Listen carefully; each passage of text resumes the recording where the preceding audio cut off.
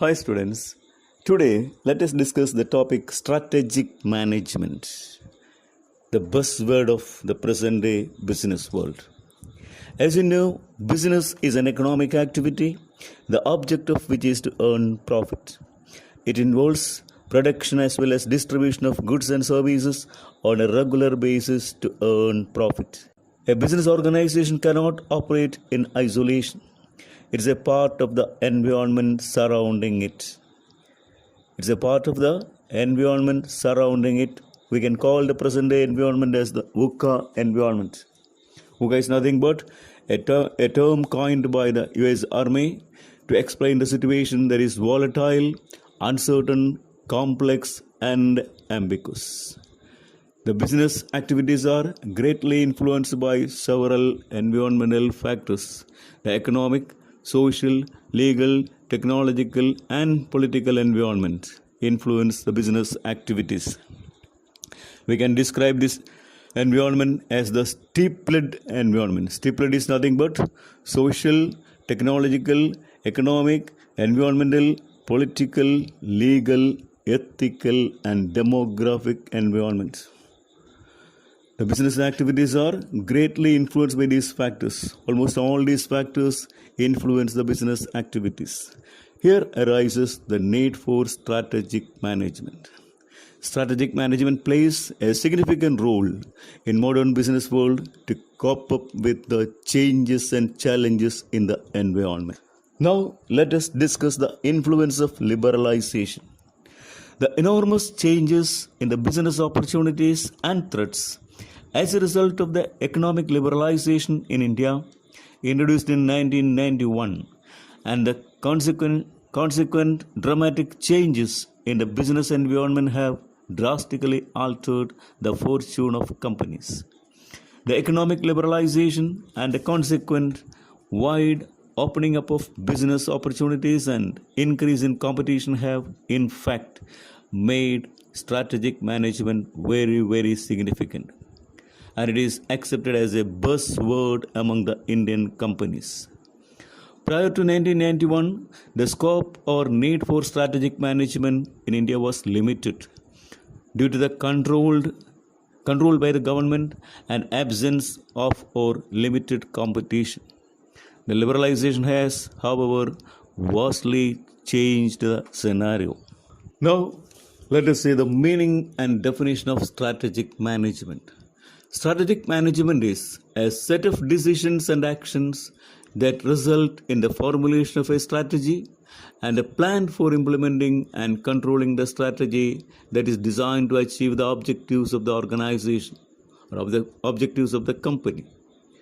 It is a comprehensive and ongoing management process aimed at formulating and implementing effective strategies or the plan of action, a way of approaching business opportunities and challenges. According to William F. Gluck, strategic management is the art and science of formulating, implementing, and evaluating cross-functional decisions that enable an organization to achieve its objectives. So it is a formulation and implementation of plans and carrying out the activities relating to matters which are of vital and having continuous importance to the total organization. It determines the success and survival of an organization. Now, the features of strategic management one by one. First of all, strategic management is a process. Just like any other management process, strategic management is also a process which consists of a series of steps. Strategic management has emerged out of management in other areas where the concept of management is taken as a process for achieving certain objectives of the organization for which it is brought into existence. So strategic management is a process for achieving the organizational objectives. Second one is strategic management focus on external environment, the open system in which the firms interact with the environment calls for strategic decisions to be made in the light of how suppliers, creditors, customers, competitors, government, etc. react to the environmental changes, the stipulated changes. The next one is strategic management is basically a top management function. Since the environment of the organization is always changing, providing new opportunities and threats, top management must spend more and more time on this aspect. Thus, there is a considerable change on the emphasis of top management functions in the organizations, particularly in large and complex organizations. The change is from operational management to strategic management. Now, the next one is strategic issues warrant top management decisions. Strategic issues warrant top management decisions. Strategic decisions are having far-reaching impact on several areas of firm's operations. Hence, top management involvement in decision-making is very, very important. These decisions must be made by top management, as these are the pillars of the organization, which determine the success and survival. Then, the strategic issues involve the allocation of large amounts and resources. It involves the large allocation of various M's, men, money, material, machinery, etc. By very nature, strategic issues call for allocation of large amounts and resource deployment. The strategic issue may be expansion of production capacity, or entering into a new market, or modernization. All these require huge amounts and resources. So strategic issues involve allocation of large amount and resources. Now the next one is strategic issues are future oriented. An important feature of strategic management is that it is future oriented. Strategic decision making are future oriented and has considerable impact on long term prosperity of the organization. It is having considerable impact on the long term prosperity of the organization. Then, strategic issues warrant due weightage to the firm's external environment. As already stated, strategic issues warrant due weightage to the firm's external environment. Each business unit is a subsystem that exists in open and supra-system, which is otherwise known as the environment, especially the stipulated environment, including the ethical and demographic factors. A firm as a subsystem has great influence of the environmental factors on it, and it has its own impact on environment. The strategic issues warrant due weightage to be given to the firm's external environment, the stipulated environment. Now the last one is strategic issues are likely to have long-term impact. Long-term impact. Strategic issues are likely to have impact on the long-term prosperity of the firm. The strategic decisions are such that their impact, whether it is good or bad, will be known in the long run.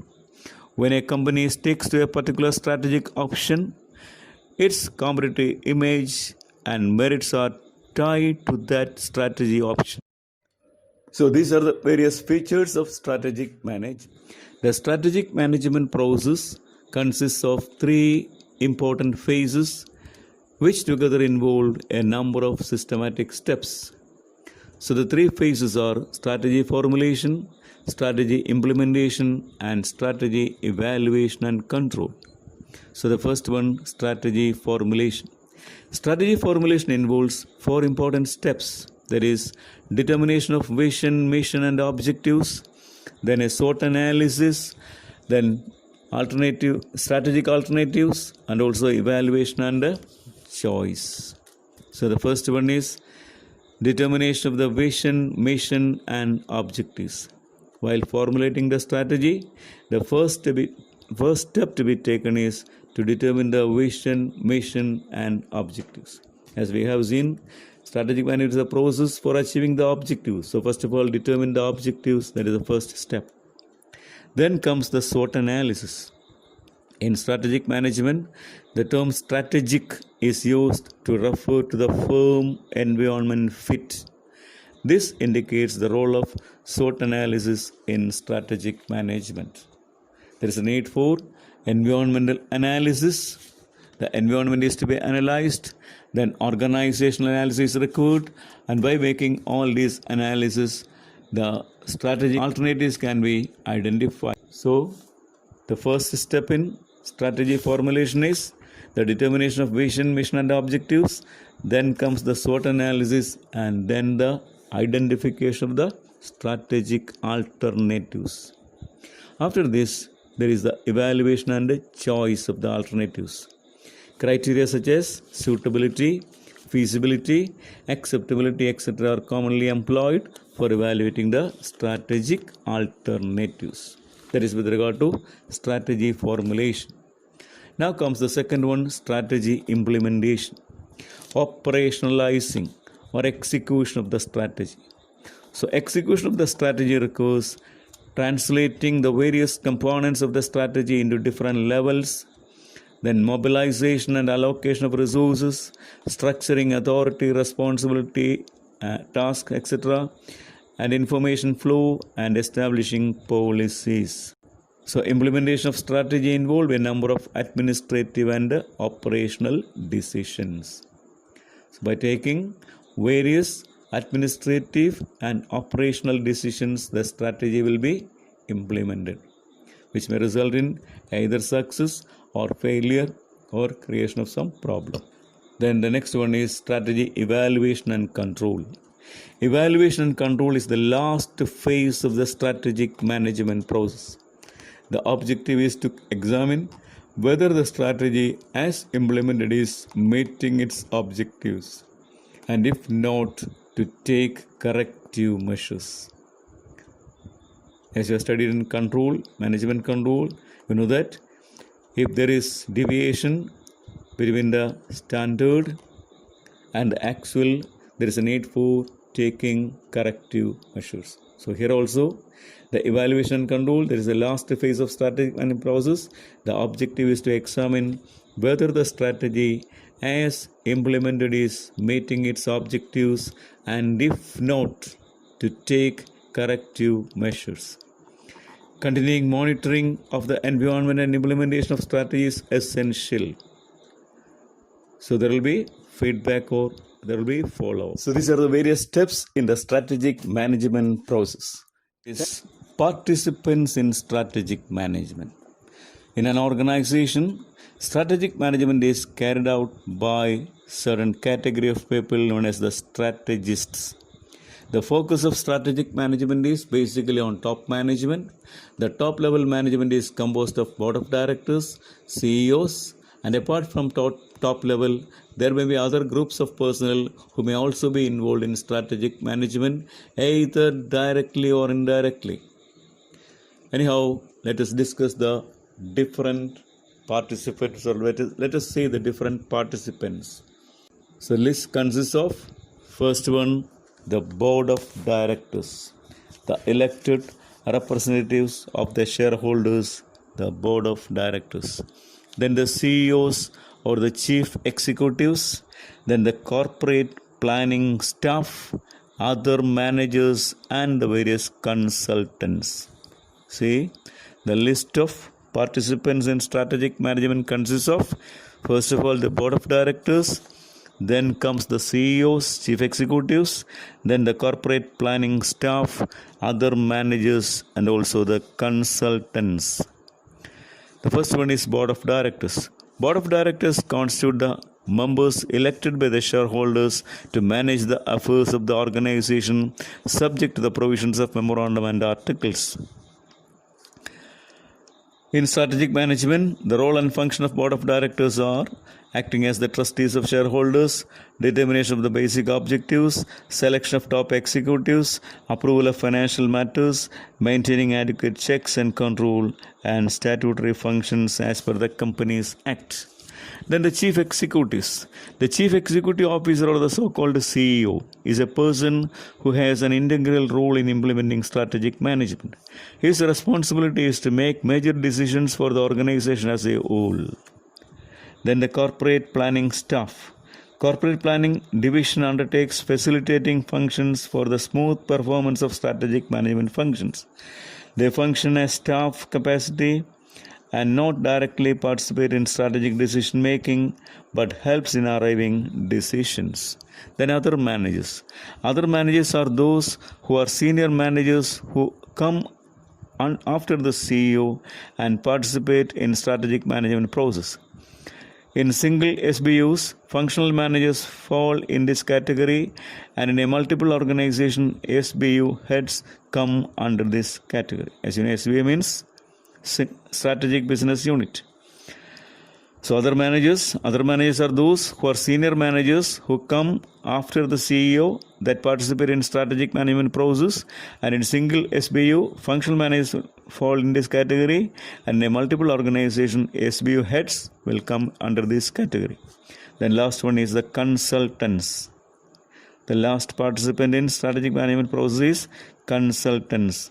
Consultancy firms.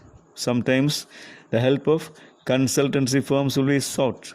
So consultancy firms are independent units which are engaged in providing professional service by specially trained and experienced persons to advise and assist the managers and administrators to improve their performance and effectiveness. They provide assistance to different areas of management in strategic decision making or in implementing the strategic management process. The process of strategic management has become significant because of several benefits. Now let us discuss the benefits one by one. First of all, financial benefits. The impact of strategic management is primarily that of improved financial performance in terms of profit. Then improved quality of strategic decisions through group interaction. The process of group interaction for decision making helps in generating alternative strategies. It also helps in better screening of options due to specialized perspectives of group members, which results in better selection of alternatives. Then from the point of view of employees, better employee incentives, participation of employees or their representatives in strategy formulation leads to a better understanding of the priorities. Also, they appreciate the link between productivity on their part and its subsequent rewards that is inbuilt in a strategic plan. Thus, goal-directed behavior is likely to follow the incentives. Our next one is reduce the gaps and overlaps in activities of employees. With strategy formulation, there is better understanding of the responsibilities of individuals and groups.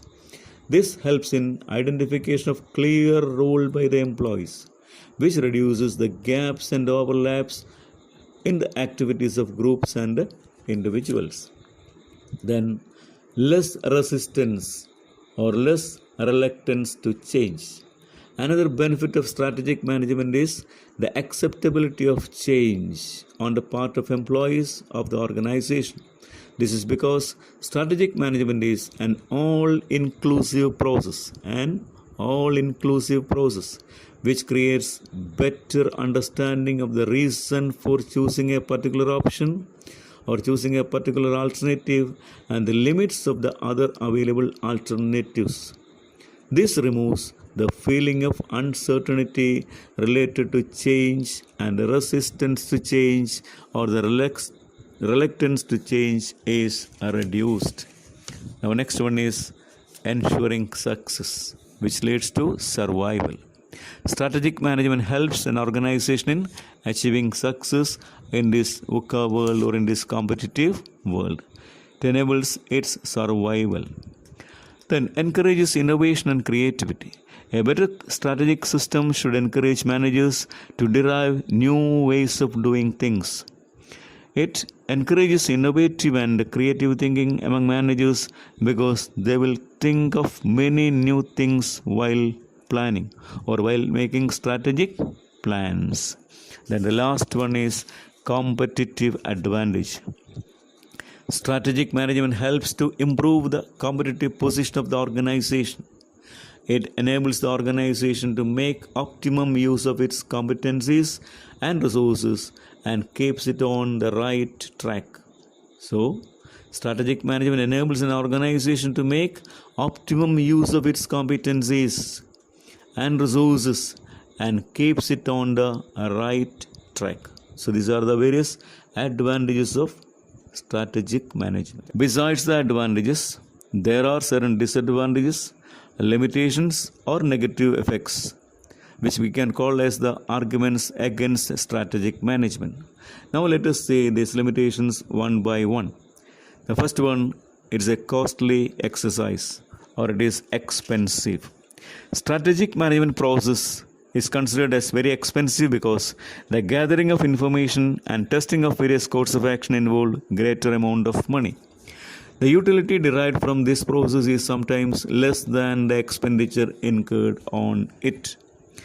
Another aspect is that, with regard to cost, this point is that strategic management is a costly exercise in terms of time, in terms of the time that needs to be devoted to it by the managers. Managers cannot ignore their operational responsibilities because the consequent loss the organization will be irreparable.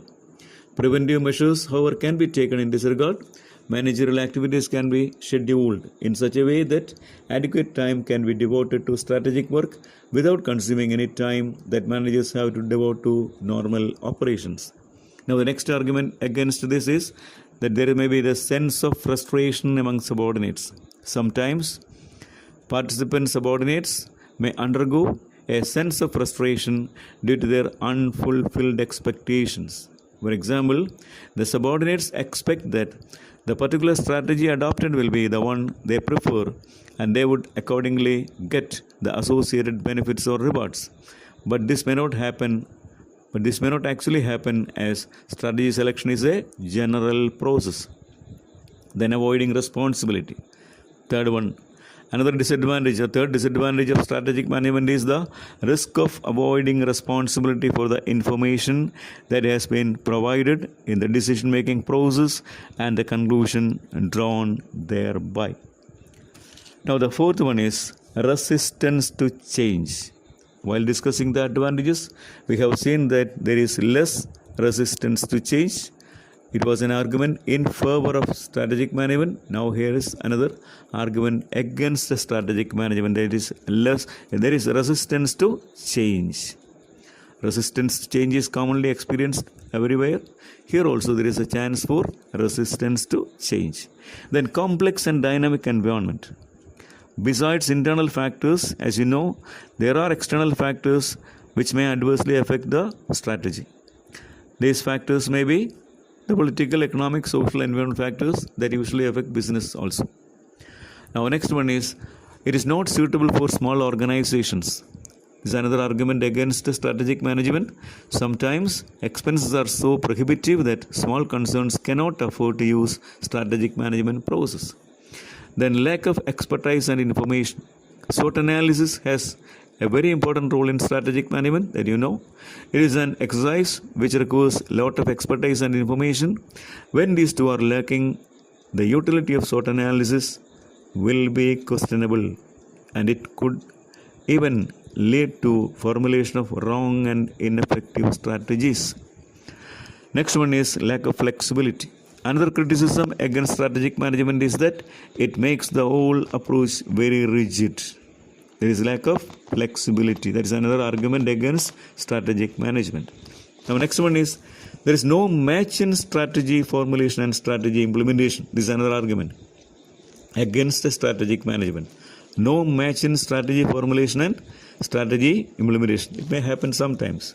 There is a wide gap between strategy formulation and its actual implementation. The strategies are framed at top level but implemented at the middle level and also the lower level.